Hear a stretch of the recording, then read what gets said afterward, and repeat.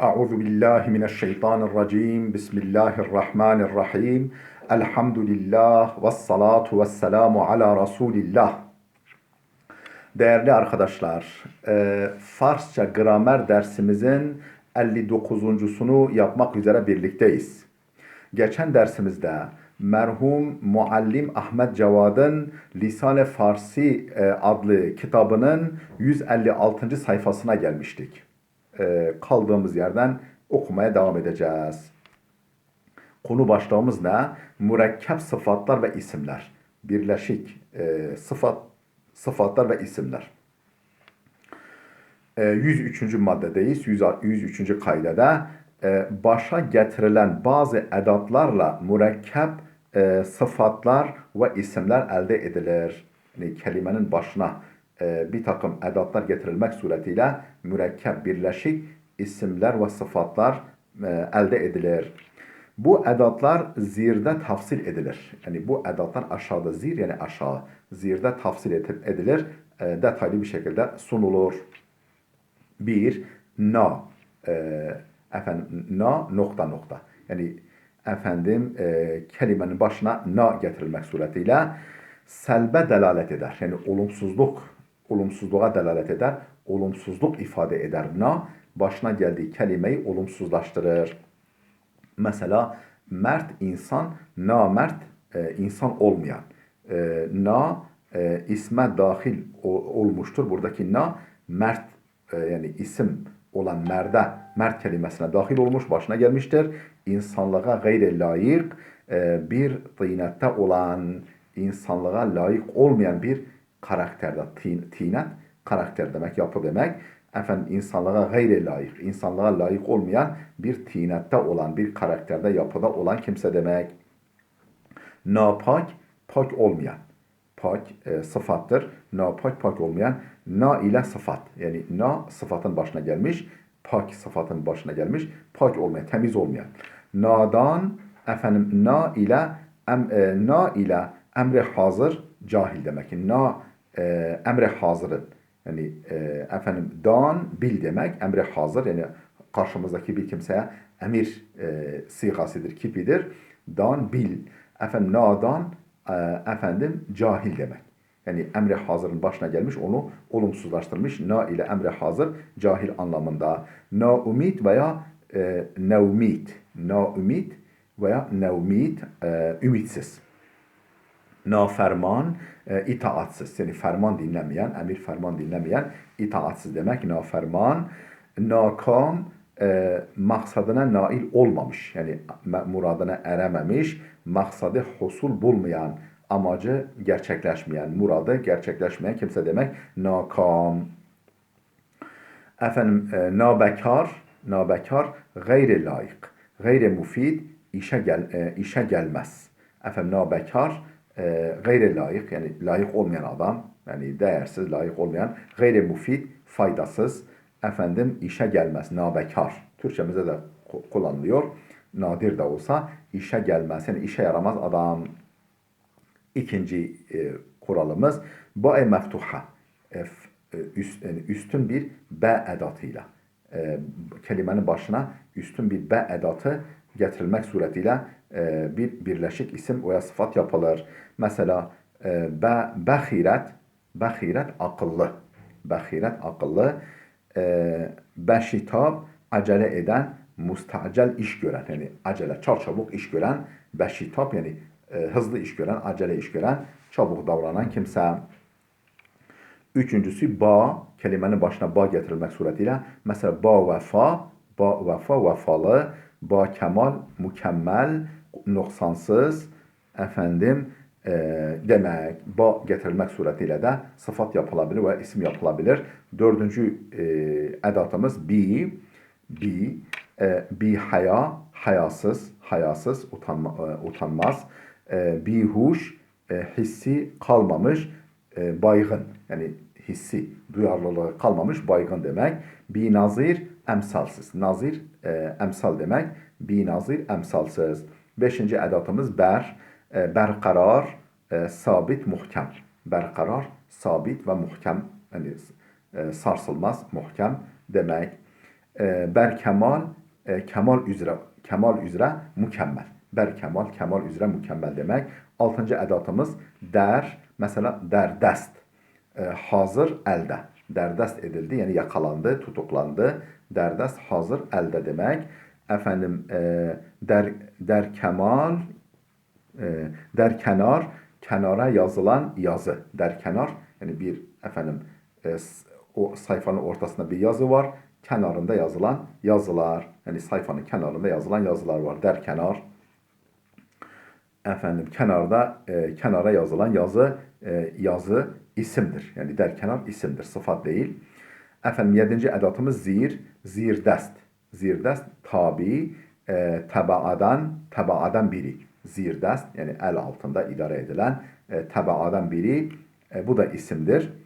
Bazen edattan maada bir isim dahi kullanılarak terkibe ismi veya vasfı yapılır. Bazen edattan maada, yani edattan başka, yani edat değil de edattan başka bir isim dahi kullanılarak terkibe ismi veya vasfı yapılır. Yani isim terkibi veya sıfat terkibi yapılabilir. Birleşik isim ve birleşik sıfat yapılabilir isim getirilmek suretiyle edat yerine. Mesela efendim pa bezencir ayağı zincirde. Pa bezencir. Burada pa gelmiş mesela. Pa bezencir ayağı zincirde. Xaneberduş evi omuzunda fakir ve seyyar. Pa beberduş. Daha doğrusu xaneberduş. Ber üzerinde. Duş da omuz. Xane berduş, yani evi omuzunda. Hani biz Türkçe'de berduş adam. Berduş yani hiçbir şey olmayan, işte aylak anlamında. Aslında hane berduştur. Bu hane berduştan kısaltılmış bizim Türkçe'de kullanılan berduş adam. Hane berduş, yani evi omuzunda, yani fakir ve seyyar. Serbemuhr, ağzı mühürlü, kapalı bir şey. Ağzı mühürlü ve ağzı kapalı bir şey. Serbemuhr. Serberhat, mutamut manası, aynen manası baş yazı üzerine. Baş yazı üzerine ama kullanıldığı mana nedir? Kastedilen mutih, itaatkar. Arabi edatlar dahi kullanılır. Yani illa bu edatların Farsça olması gerekmez. Bazen Arapça edatlar da kullanılır. Mesela gayri muayyen, bu gayr kelimesi edattır. Gayri muayyen, muayyen olmayan. La hasıl, hasıl olmayan. La ilaç, efendim ilaçsız, dermansız. Ziruh, efendim ruh, canlı. Ziruh, canlı. Can sahibi. Burada zi edat yerine kullanılmış. Edavat-ı lahika. Bakınız bu neydi? Başa gelen edatlarla efendim sıfat meydana getirilmesi ve isim meydana getirilmesi. Bir de sona edat eklenmek suretiyle de sıfatlar yapılabilir. 104. kaidemiz kelimelerin nihayetine getirilen edatlar ile de mürekkep sıfatlar ve isimler teşkil edilir. Birleşik isimler ve sıfatlar oluşturulabilir. Ne ile? Kelimenin başına değil de sonuna edat getirilmek suretiyle. Onlar da berveç hezir tafsil olunur. Onlar da aşağıdaki gibi detaylandırılır, tafsil edilir.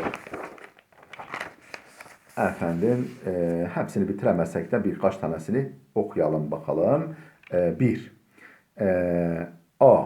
Emre hazırların nihayetine getirerek ismi fail manasında sıfatlar vücuda getirir. Ne dedi? Emre hazır, yani karşımızda emretmek kipi, karşımızdakine emretmek kipine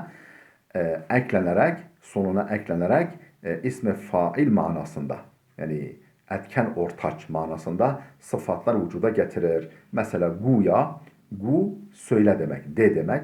Guya, daha da guy, de demek. Efendim guya, dana, guya konuşan. Dan bil demek, dana bilen, bin gör demek, bina gören demek. Bakınız, gören, efendim bilen, konuşan, buna ismi faildir. Yani etken ortaçtır.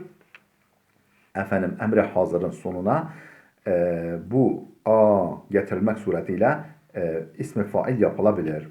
Bu edat sıfatlara layık olarak bu edat yani a edatı sıfatlara eklenerek sıfatların sonuna eklenerek onlardan isim manalar isim manalar vücuda getirir. İsim manalar. Efendim pehn vasi' pehn yani geniş demek. Pehn vasi'den pehna. Yani pehn geniş demek. Efendim bundan pehna yani bakınız na eklendi. Pehna yani pehn geniş, pehna genişlik. Vus'at genişlik. Yani pehn geniş, pehna genişlik yani vus'at genişlik. Efendim diraz uzun, uzundan yani uzun kelimesinden diraza uzunluk. Ferah geniş, genişten feraha genişlik. Germ sıcak, sıcaktan yani bu sıcak kelimesinden germden germa hararet sıcaklık. Serma soğuk, efendim serma soğuk. İkinci edatımız ak. Bazı emre hazırlara layık olarak bazı emre hazırlara eklenerek sonuna eklenerek onlardan ismi manalar yahut bazı isimlere layık olarak onlardan sıfatlar vücuda getirir. Ne dedi? Ak, nokta nokta ak edatı bazı emri hazırlara layık olarak, bazı emri hazırlara eklenerek onlardan ismi manalar. Yani mana isimleri yahut bazı isimlere layık olarak bazı isimlerin sonuna eklenerek onlardan sıfatlar vücuda getirir. Mesela evvela tepak tepidenden teheyyüc aramsızlık.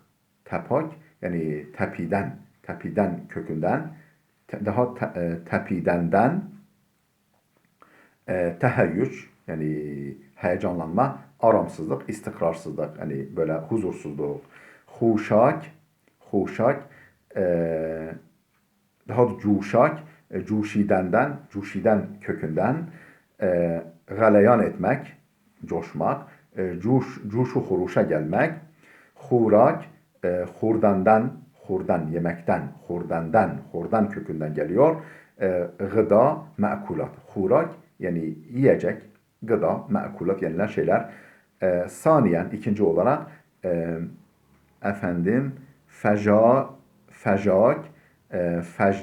feş kökünden fecak, çamurlu, kirli, fagak, fağ kökünden mecnunane, gayri makul. Efendim delicesine makul olmayan. Değerli dostlar burada dursun. Gelecek dersimize kadar Allah'a emanet olun.